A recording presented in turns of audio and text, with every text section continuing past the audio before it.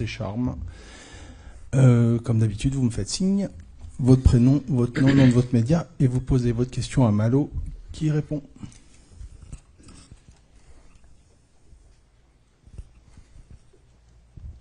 Bonjour Malo, Dorian Bonzan pour Made in Foot. Déjà, est-ce que tu peux nous dire comment tu vas? On t'a vu, tu n'as pas fini l'entraînement hier. Est-ce que tu peux nous rassurer sur ton état physique? Merci.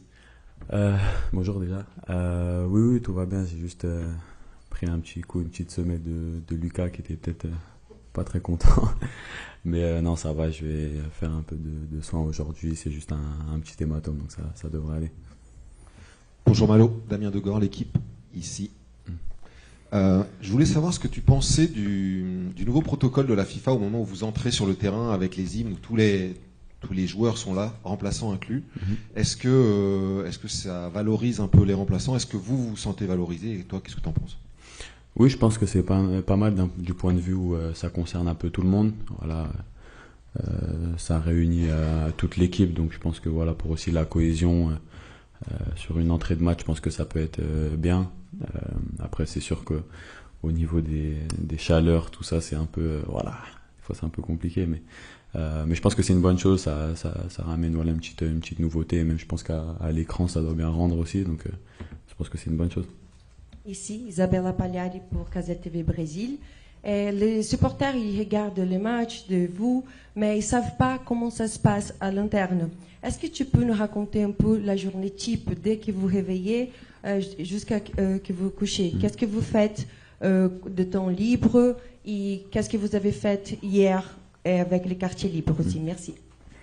Pour ce qui est de notre journée, on est assez libre. On a les entraînements qui sont programmés l'après-midi la plupart du temps. Donc le matin, c'est un peu propre à chacun. Ceux qui veulent faire des soins, ils peuvent. On a un très bon camp de base, donc on a une bonne salle qui est mise à disposition. Donc on peut aller aussi faire de la salle tout simplement le matin. Après, on mange tous ensemble. Un petit temps de sieste, après on part directement à l'entraînement. On a aussi des petites salles où on peut se retrouver un peu tous entre nous avec des petits jeux, etc. pour voilà faire passer un petit peu le temps. Et pour ce qui est du quartier libre hier, je pense que c'est sympa, ça fait du bien à tout le monde. Voilà, moi j'étais avec Désiré et Bradley, on s'est baladé un petit peu dans Boston en vélo, on a fait un petit peu le tour, c'était sympa. Voilà, ça permet d'aérer l'esprit dans une Coupe du Monde où voilà, on est quand même bien enfermé entre nous. Ça fait du bien, voilà. Bonjour Malo, Bertrand Latour, Infosport Plus, Canal Plus. Le poste d'arrière droit est un de ceux parmi le 11 qui fait le plus de débats en France sur l'identité de celui qui va occuper ce couloir-là. Est-ce que vous voyez comme la doublure de Koundé ou vous voyez plutôt comme un challenger qui est prêt qui a la volonté en tout cas d'inverser la tendance? Merci. Oui, après je pense qu'il y a de la concurrence un peu partout. On sait qu'on a un groupe de très très grande qualité, donc je pense que la concurrence elle est importante. Moi voilà, aujourd'hui je sais que c'est Jules qui commence, je suis là pour jouer aussi, je suis venu pour ça.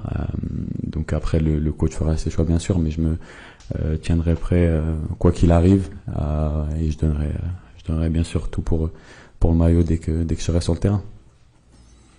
Malo, bonjour, Florent Germain de RMC Sport. Je voulais te poser une petite question, s'il te plaît, sur Ousmane Dembélé. On a vu qu'à la mi-temps du match contre le Sénégal, le positionnement de Michael dans le cœur du jeu avait bien fonctionné. Est-ce que tu sens Ousmane prêt à jouer peut-être sur le côté droit si le sélectionneur en décidait ainsi, ou est-ce que tu sens que ça peut un petit peu le déranger? Est-ce que ça peut être un problème, le positionnement d'Ousmane, s'il n'est pas... comme il l'est parfois au PSG, un petit peu plus au cœur du jeu et en pointe? Honnêtement, ça, je pense pas que ça devrait être une grande préoccupation, dans le sens où si on regarde les joueurs qu'on a devant, on va vraiment pas s'inquiéter sur ça. Je pense que chacun est très polyvalent et voilà, peut performer à beaucoup de postes. Le positionnement d'Ousmane a un peu changé en deuxième. Je pense que c'était un choix tactique, mais on sait qu'ils aiment bien permuter avec Michael. Donc franchement, honnêtement, c'est vraiment pas un souci. Je pense que ils s'entendent tous très bien. On arrive voilà à tous créer une cohésion en tant qu'équipe sur le terrain et en dehors. Je pense que ça aide beaucoup aussi. Mais voilà, d'un point de vue performant, je pense qu'on n'a vraiment pas à s'inquiéter là-dessus. On sait qu'on a des joueurs de très grande qualité devant qui feront le boulot quoi qu'il arrive. Bonjour Malo, ici Stéphane Bianchi du Parisien. Vous faites, je crois, partie des joueurs qui connaissent depuis le plus longtemps Ryan Cherki. Est-ce que vous pourriez nous parler de ce caractère qui lui a vraisemblablement permis de s'intégrer très vite en équipe de France et de la place qu'il occupe aujourd'hui, enfin, déjà dans le groupe? Merci. On est obligé de parler de lui ou Non, non, Ryan, on se connaît depuis des années. C'est un super gars, voilà, on rigole beaucoup. C'est quelqu'un qui se prend pas la tête, qui est très nature. Et voilà, on est très content de l'avoir ici. On sait toute la qualité qu'il a et ce qu'il peut apporter à l'équipe. Donc c'est un plaisir. Voilà, on sait qu'il est prêt aussi. Donc c'est toujours bien d'avoir ce type de joueur dans un groupe comme ça. Bonjour Malo, Arthur Picard pour Sud-Ouest. Pour poursuivre sur la question de la concurrence au poste de latéral droit, est-ce que tu sais si tu vas avoir ta chance dans les prochains matchs, peut-être contre l'Irak, qui est entre guillemets l'adversaire le plus faible du groupe, ou alors Didier Deschamps va vouloir mettre l'équipe type pour assurer la qualification? Dans ce cas-là, tu auras peut-être ta chance contre la Norvège, et est-ce que du coup, tu espères quand même pouvoir gratter une place de titulaire d'ici la fin de la compétition? Honnêtement, j'ai pas encore parlé avec le coach, il est pas venu me voir. Mais comme je l'ai dit avant, moi là mon rôle c'est surtout d'être prêt. J'ai pas pu commencer le premier match, mais voilà, je dois rester concerné bien sûr. Et je sais que quand le coach me mettra sur le terrain, je donnerai tout et je ferai en sorte que voilà, montrer que je peux jouer et que je peux être en titulaire. Bonjour Malo, Giovanni Castelli, la chaîne L'Équipe. Même si certains de tes coéquipiers en ont parlé après la rencontre, en première période, vous étiez en difficulté. Est-ce que vous avez reparlé de ce que vous avez ressenti sur ces 45 premières minutes? Est-ce que le coach vous a reparlé hier des difficultés? Est-ce que quelque part, c'est pas un mal pour un bien d'avoir été, entre guillemets, autant à l'envers et aussi performant en seconde? Merci. Oui, on en a parlé un peu entre nous. Je pense qu'il y a eu un petit temps d'adaptation. Bon, ça a duré une mi-temps. Heureusement que ça a pas été plus long. Oui, je pense que voilà, il y a eu l'acclimatation, le terrain, la chaleur. Voilà, une équipe comme le Sénégal qui voilà met beaucoup d'impact et voilà qui avait à cœur de nous faire mal et de nous déranger sur ça. Voilà, le plus important aussi, ça a été de redresser la barre directement. À la mi-temps, le coach nous a bien parlé, on s'est bien aussi concerté entre nous pour dire que voilà, on sait que c'est une bonne équipe, on sait que c'est compliqué, il y a des nouvelles conditions, à nous de s'adapter, redresser la barre et je pense que c'est ce qu'on a su faire en deuxième. Donc à nous de garder ça tout simplement sur les 2 derniers matchs qui nous restent pour pouvoir accéder au prochain tour et garder ça. Bonjour Malo. Juste ici, Ilias Peters de 90 minutes. Tu parlais un petit peu des petits moments que vous pouvez passer tous ensemble sur votre temps libre. On sait que le sélectionneur, il accorde une grande importance à la cohabitation et à la vie de groupe, peut-être encore plus pendant une Coupe du Monde. Donc qu'est-ce que tu peux nous dire sur vraiment la vie de groupe et la cohabitation après une semaine ici sur le sol américain? Merci. Non, la vie de groupe est très très bonne. On a un groupe, voilà, ce qui fait notre force aussi, c'est je pense qu'on est jeunes, très jeunes aussi, donc voilà, on a tous un peu le même état d'esprit, on est tous un petit peu sur voilà les mêmes longueurs d'onde, on va dire, donc c'est tout de suite plus facile de voilà rester entre nous, de créer cette cohésion, on va dire. Donc voilà, on essaye au maximum de rester ensemble, de faire des trucs ensemble en tant que groupe et le retranscrire sur le terrain, c'est ce qui fera notre force. Donc voilà, tout simplement, je pense que la vie de groupe est top, je pense qu'on peut le voir sur les petites vidéos que la FFF filme H24. Donc non, voilà, on doit garder ça pour le reste de la compétition. Bonjour Malo, Nicolas Georgerot, RTL. Est-ce que tu peux nous parler du ressenti par rapport à l'état du terrain, par rapport à la pelouse là sur le premier match, parce que est-ce que vous êtes dit entre vous, parce que on voit que dans d'autres villes, dans d'autres stades, il y a des sélections, des joueurs qui sont vraiment étonnés de la qualité. Oui, pour ce qui était le stade du match, c'est vrai qu'il était un peu différent. Notre terrain d'entraînement ici est plutôt bon. J'avais déjà joué sur cette pelouse la saison dernière et j'avais pas le souvenir qu'elle soit autant courte et vraiment dure comme celle qui était contre le Sénégal. Mais voilà, on était préparés, on savait à quoi s'attendre tout simplement. À nous faire avec et voilà, de pas trouver ça comme excuse ou quoi que ce soit. Oui, bonjour. Ici Grégory Schneider, Libération. Est-ce que vous vous conditionnez pour une compétition où vous savez que vous risquez de ne pas jouer? C'est-à-dire pour un joueur, il est là pour jouer, un joueur professionnel est conditionné pour ça toute sa vie. Est-ce que là, il n'y a quand même pas une réflexion à avoir, une espèce de démarche intérieure à adopter pour accepter qu'éventuellement, vous jouiez très peu? Après ça, je pense que tout dépend des états d'esprit. Je vais pas parler pour tout le monde, donc parce que je sais pas du tout comment chacun pense. Moi, pour ma part, je pars du principe que je suis dans la liste et que voilà, je veux jouer. Et en tant que joueur, c'est des compétitions que tu veux bien sûr disputer. C'est des matchs qui t'animent et où tu veux participer, bien sûr. Donc je me tiens prêt quoi qu'il arrive. Si demain le coach décide de pas faire jouer toute la compétition, je devrais faire avec. Mais s'il me demande de jouer, ce sera à moi de montrer le meilleur de moi-même, tout simplement. Et voilà, c'est juste de l'adaptation, je pense. Bonjour Malo, Julien Franc pour Radio France. Ça fait une semaine que la Coupe du Monde a débuté. Est-ce que vous avez pu regarder un petit peu des matchs, des prestations de certains joueurs? Qu'est-ce qui vous a pour le moment marqué sur ce que vous avez pu voir? Oui, je pense que tous les matchs que j'ai pu regarder sont très relevés. Je pense que il y a de très très bonnes équipes. Il y a beaucoup de buteurs déjà qui commencent à sortir. Non, je pense que c'est une très belle compétition. Bon, il y a beaucoup plus d'équipes, plus de matchs, mais ça permet aussi de voir autre chose. Donc c'est bien aussi pour le football mondial. Donc ouais, il y a des matchs maintenant tous les jours, à des heures incroyables. Donc le foot, il passe à la télé vraiment toute la journée. Donc non, vraiment, je suis content de voir ça, content de voir les joueurs qui peuvent s'illustrer comme ça. Et voilà, on va se concentrer sur nous aussi pour montrer qu'on va être au top. Quelque chose qui vous a marqué? Il y a déjà le triplé de Messi. Voilà, incroyable. Après, je pense que notre match aussi, la deuxième mi-temps de notre match a été belle à voir pour tout le monde. Donc je dirais ça. Ouais. Oui, bonjour Malo. Alexandre Lemarié pour le journal Le Monde. Je voulais savoir sur l'état d'esprit du groupe. Après la victoire contre le Sénégal, c'était un match où il y avait beaucoup de pression. Est-ce que ça a été une forme de soulagement pour l'ensemble de l'équipe? Par rapport au résultat? Tout à fait. Soulagement, oui, je pense que ça a été une bonne chose dans le sens où voilà, une victoire pour un premier match comme ça face au Sénégal. Je pense que c'est une très très bonne chose.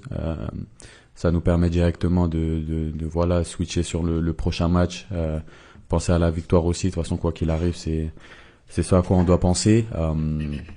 Et je pense qu'en termes d'intensité, en termes d'impact, ça nous a directement mis dans la compétition. Donc j'espère et je pense que ça va nous aider pour la suite. Bonjour Malo. Arthur Perrault, RMC tout au fond. Je voulais avoir ton regard sur Dayo Upamecano. Il en est à 39 sélections, dont 37 comme titulaire. Est-ce que pour toi aujourd'hui il fait partie des meilleurs défenseurs centraux de cette compétition? Merci beaucoup. Oui, je pense que Dayo il a fait un match incroyable. On en parlait sur le banc et pour moi ça a été vraiment un des hommes du match. Il a été très très costaud derrière et je pense qu'il nous a beaucoup aidé. On a de la chance aujourd'hui d'avoir ce genre de défenseurs centraux dans notre équipe. Voilà, c'est top pour nous, c'est top pour l'équipe. On sait que dans des compétitions comme ça aussi, prendre le moins de buts possible, ça aide beaucoup. Donc voilà, c'est à nous de continuer sur cet état d'esprit-là en tant que défenseur. Je vais parler pour nous, donc pas prendre de but, c'est une satisfaction à la fin du match. Bon, on a pris un contre le Sénégal, mais à nous de voilà garder cette solidité défensive et après on sait que devant les autres feront le boulot. Merci Malo, on va enchaîner tout de suite avec Marnès à Cliouche.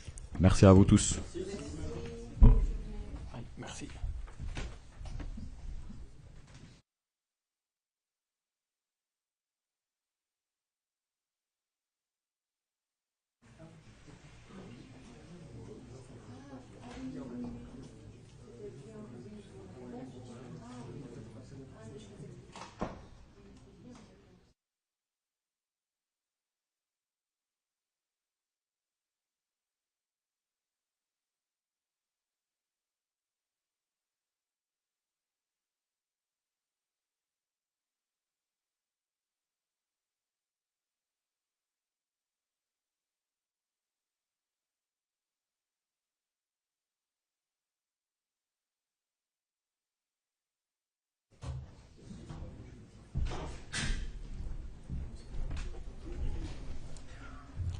Bonjour à tous. On va commencer avec Clément Grèce de Bille. Bonjour Marnès, tu évolues à peu près au... Ah, bonjour. Tu évolues à peu près au même poste que Michael Olise, avec des qualités de pied qui peuvent être similaires. Qu'est-ce qui t'impressionne, toi, en tant que joueur qui évolue à ce poste-là, dans ce qu'il est capable de faire? Comment tu juges ses qualités? Michael, déjà c'est quelqu'un avec qui je m'entends très bien, que ça soit sur ou en dehors du terrain. Après, au niveau de ses qualités, je pense qu'on a tous bien vu cette année, via ce qu'il a fait avec le Bayern et ce qu'il fait aussi avec l'équipe de France. Il a énormément de talent et on est content de l'avoir avec nous. Bonjour Marnès, Anthony Clément de l'équipe, à ta droite. Là. Une autre question sur un autre joueur, sur Ousmane Dembélé, que tu peux être amené à suppléer dans ta position. Comment tu perçois ses performances et surtout dans sa place dans le groupe? Est-ce que tu penses que le Ballon d'Or lui a donné, fait qu'il est perçu différemment par vous et particulièrement par les jeunes? Ousmane, c'est aussi une très belle personne que j'apprécie vraiment, que ça soit aussi sur le terrain et en dehors du terrain. C'est le Ballon d'Or, bien sûr. Il a énormément de qualités, je pense que vous le voyez tous. Et non, on est pressé, tout comme vous, de voir tout ce qu'il va faire de bien et tout ce qu'il va faire de bon dans cette Coupe du Monde. Et voilà, on lui souhaite et on va tout faire pour que tout se passe bien. Bonjour Magnès, Antonio de 20 minutes. Est-ce que vous allez jouer face à l'Irak, l'adversaire le plus faible a priori sur le papier? Est-ce que vous vous attendez à jouer? Vous, est-ce que c'est une opportunité? Est-ce que vous pensez à jouer lors de ce match? Plus faible, je sais pas, mais ce que je peux vous dire, c'est que oui, je me tiens prêt. Je me tiens prêt à chaque match, à chaque minute. Je travaille dur au quotidien à l'entraînement pour pouvoir, quand j'en ai l'opportunité, de pouvoir me donner à fond et pouvoir bien sûr saisir l'opportunité. Bonjour Marnès, Giovanni Castaldi, la chaîne L'équipe. Petite question sur ton avenir. Voilà, tu as réalisé une bonne saison avec l'AS Monaco. On sait que tu es courtisé. Il y a ton nom qui est évoqué par le Paris Saint-Germain. Est-ce que c'est un club qui te fait rêver depuis que tu es enfant? Et il y a beaucoup de tes camarades qui sont passés sous les ordres de Luis Enrique, qui ont eu beaucoup de temps de jeu en équipe de France. Est-ce que c'est un coach que tu admires particulièrement? Merci. Non, je comprends que cette question vienne à table, bien sûr, mais non, pour l'instant, vraiment, je me concentre sur cette Coupe du Monde. Je suis vraiment concentré sur ça. C'est la plus belle des compétitions et je suis content d'en faire partie. Donc, pour l'instant, on va vraiment rester focus sur cette compétition. Bonjour, Magnès, Dominique Serac, le Parisien. Est-ce que vous pensez que marquer un but en Coupe du Monde, ça vous arrivera peut-être contre l'Irak ou la Norvège? C'est une émotion particulière. On a vu Bradley après le match contre le Sénégal, vous avez peut-être parlé avec lui. Est-ce que c'est une émotion différente d'un but en Ligue 1 ou ailleurs? Non, il était très heureux, forcément. Et oui, je pense que marquer un but en Coupe du Monde, ça doit être quelque chose de magique, bien sûr, pour soi. Et aussi pour ses proches aussi. Je pense que ça doit être une vraie fierté. Et j'espère pouvoir marquer si j'en ai l'opportunité. Oui, ici. Grégory Schneider, Libération, même question qu'à monsieur Gousteau. Vous êtes conditionné pour jouer depuis que vous êtes jeune, pour avoir du temps de jeu. Or là, vous risquez de traverser une compétition sans en avoir beaucoup, voire même possiblement pas du tout. Est-ce que ça nécessite un effort sur vous-même? Est-ce que vous vous conditionnez avant d'appréhender la compétition? Est-ce que ça nécessite une sorte de petit travail sur vous-même pour accepter éventuellement le fait de ne pas jouer? Je pense que d'abord, c'est une fierté d'être là. Maintenant, forcément, on est des compétiteurs et on veut et on se tient prêt pour chaque possibilité, chaque opportunité. On se doit de la saisir. Donc oui, forcément, en tant que compétiteur, on veut des minutes, mais le plus important pour le groupe et pour l'effectif, c'est voilà, de travailler, de bosser et d'être prêt, bien sûr. Parce que tout peut arriver dans une compétition comme la Coupe du Monde, et vous le savez mieux que moi. Bonjour Marnès, Julien Font pour Radio France. Une question pour Malo Gusto. Est-ce que vous avez regardé un petit peu les autres matchs de la Coupe du Monde et est-ce qu'il y a des prestations qui vous ont attiré votre attention? Malo nous a parlé de Messi notamment et de son triplé. Voilà, comment vous consommez la Coupe du Monde tout simplement hors équipe de France? Merci. Non, quand on a la possibilité, que ça soit au repas ou dans les chambres, on essaye un petit peu de regarder. Et oui, forcément, l'Argentine avec Messi qui a fait sensation avec ses 3 buts. Bon, on sait que c'est une légende et une figure du football et il continue à impressionner. Et c'est bien d'avoir ce genre de joueur encore en Coupe du Monde. Bonjour Marnès. Yves Leroy pour Ligue 1.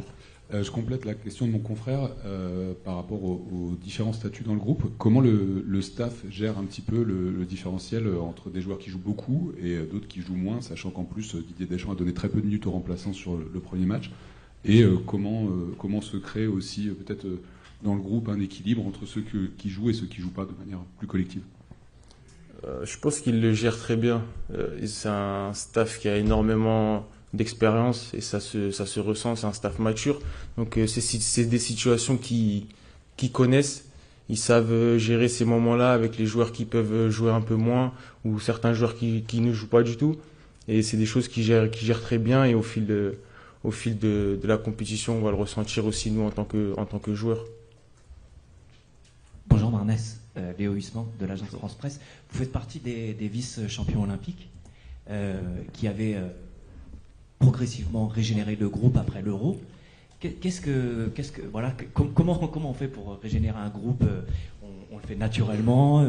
Vous avez des consignes de Didier Deschamps pour, apporter votre fraîcheur, c'est une question un peu difficile, mais voilà, comment on fait? Il faut être naturel, il faut apporter son enthousiasme, je sais pas.